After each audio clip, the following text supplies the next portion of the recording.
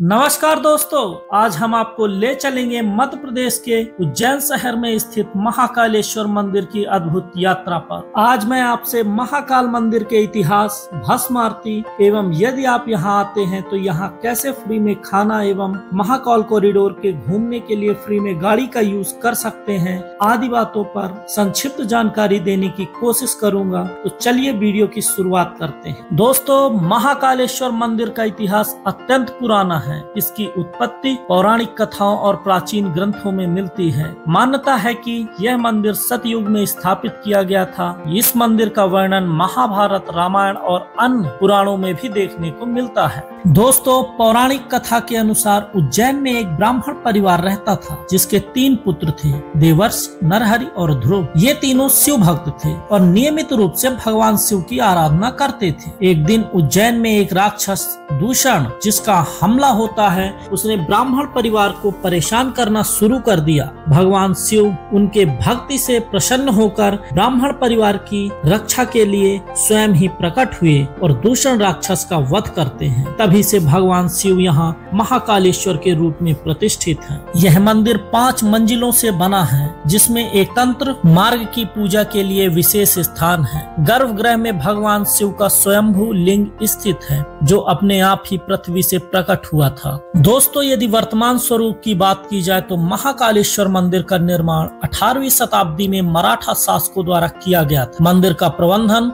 उज्जैन के श्री महाकालेश्वर मंदिर प्रबंधन समिति द्वारा किया जाता है। हर साल यहाँ लाखों श्रद्धालु भगवान महाकाल की आराधना करने आते हैं और यह संख्या महाशिवरात्रि एवं श्रावण मास में और ही अधिक हो जाती है। यहाँ की भस्म आरती भी विशेष रूप से प्रसिद्ध है, जो प्रातः काल होती है और इसे भगवान महाकाल को भस्म से स्नान करवाया जाता है। दोस्तों, मैं बता दूं कि यदि आप भस्म आरती में सम्मिलित होना चाहते हैं तो भारत माता मंदिर के पीछे एक काउंटर है, जहां से आप भस्म आरती का टिकट ले सकते हैं और सुबह भस्म आरती के दर्शन कर सकते हैं। दोस्तों, उज्जैन शहर में स्थित महाकालेश्वर मंदिर भगवान शिव को समर्पित 12 ज्योतिर्लिंगों में से एक है और इसकी धार्मिक महत्वता और इसलिए ज्यादा हो जाती है कि 12 ज्योतिर्लिंगों में से एकमात्र ज्योतिर्लिंग है जो कि दक्षिण मुखी है। दोस्तों, यदि नवीन स्वरूप की बात की जाए तो माननीय प्रधानमंत्री नरेंद्र मोदी जी के द्वारा 800 करोड़ रुपए महाकाल कॉरिडोर के लिए प्रस्तावित किए गए थे, जिसके कारण आप महाकाल कॉरिडोर में जब आप घूमेंगे तो आपको एहसास हो जाएगा कि इसकी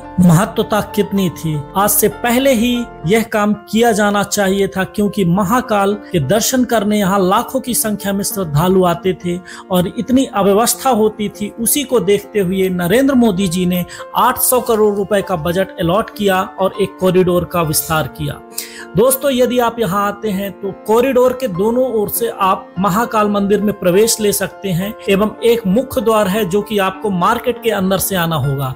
अर्थात यदि आप महाकालेश्वर में दर्शन करने आते हैं तो आप 3 तरीके से यहाँ प्रवेश ले सकते हैं और कॉरिडोर को घूमने का रात्रि में और दिन में कैसा अनुभव है, मैं आपको अपने वीडियो में कुछ दृश्य दिखाऊंगा।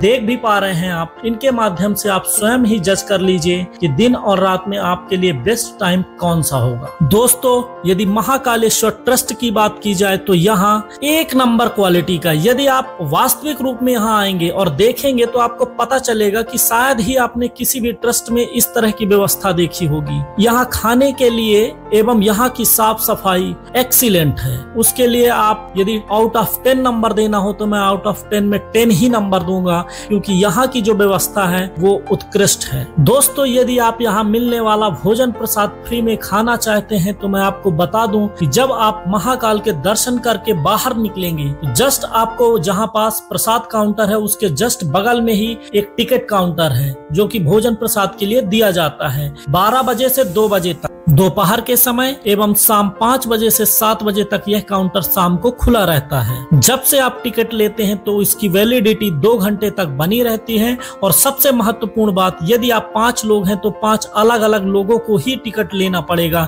एक व्यक्ति को सिर्फ एक ही टिकट मिल सकती है और टिकट लेके आपको कॉरिडोर के प्रवेश द्वार पर आना होगा। प्रवेश द्वार पर ही ये बना है अन्नकूट, जहां आप सुपाच्य भोजन फ्री में कर सकते हैं। दोस्तों, यदि आप महाकाल कॉरिडोर में घूमते हैं तो मैं बता दूं कि आप बुजुर्ग हैं, यदि 60 साल से यदि आपकी ज्यादा उम्र है तो आपको फ्री में गाड़ी से पूरे महाकाल कॉरिडोर में घुमाया जाता है। इसका कोई भी शुल्क नहीं लिया जाता है, लेकिन यह सुविधा सिर्फ बुजुर्ग के लिए ही दी गई है। दोस्तों, वीडियो की फुटेज देख के आप क्लियर स्पष्ट कर सकते हैं कि आपको दिन के समय कॉरिडोर घूमना है या रात्रि के समय कॉरिडोर घूमना है। यदि मेरी सलाह ली जाए तो रात्रि के समय आप शाम को 7 बजे से 9 बजे तक यदि कॉरिडोर खुला है उस समय आएंगे तो आपको एक अद्भुत दर्शन करने का मौका मिलेगा। दोस्तों, मैं बता दूं कि यदि आप ऑनलाइन भस्म आरती देखते हैं तो ये है उसका काउंटर। यहाँ से आप 3D के माध्यम से आप भस्म आरती का अनुभव कर सकते हैं एवं इस कॉरिडोर को भी 3D में दिखाया जाता है। मैं स्पष्ट बता दूं कि स्टार्टिंग में मैं इसका अनुभव किया हूँ। स्टार्टिंग में आपको कुछ तस्वीरों में ब्लर नजर आएगा,